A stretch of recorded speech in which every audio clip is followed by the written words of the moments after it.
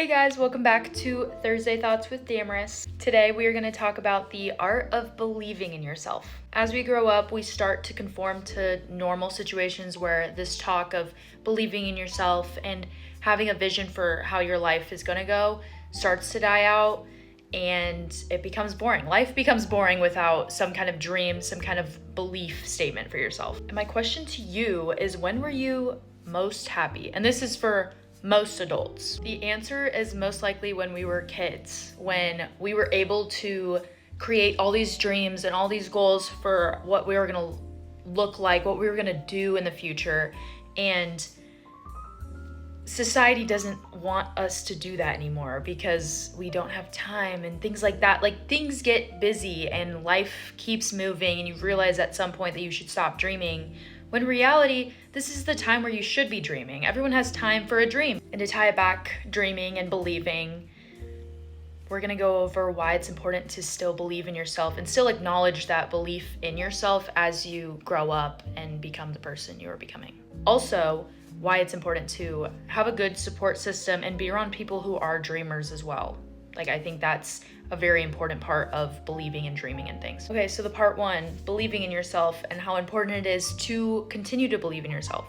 It's not just some corny expression that you say like, oh, I believe in myself, or saying it to someone else, I believe in you.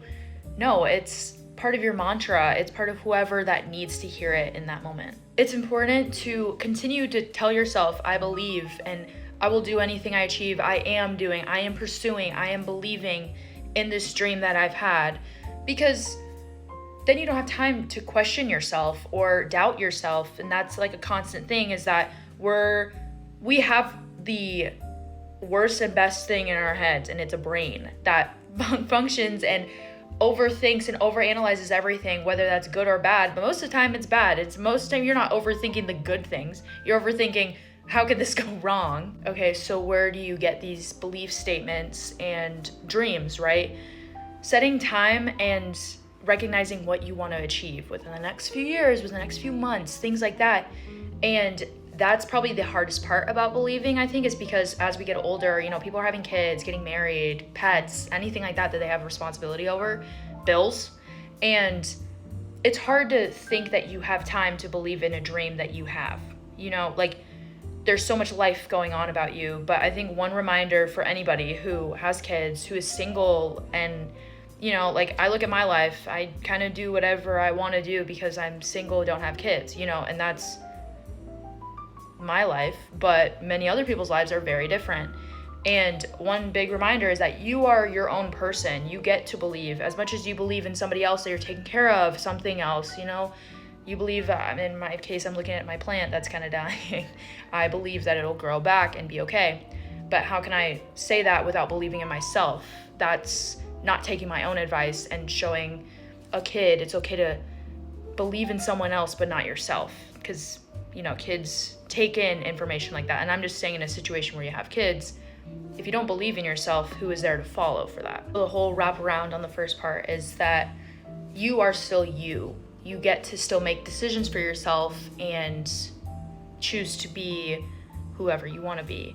And whether the dream has shrunk from a little bit or has grown, I'd say go for it, pursue it, and believe in yourself. It's easier said than done, obviously. I think that's the hard part too, is you can say it as many times as you want in the mirror, but when are you going to believe it? And I think practice makes perfect, right? It took me forever to realize that I'm worth more than what I thought I was. And I think it has shifted my life to be more in the direction that I wanted to achieve things in. And as you're shifting your life, your support system begins to start forming. You're finding more people that are like-minded and people that also believe in you, but also have dreams themselves, which is my second point, having a great support system.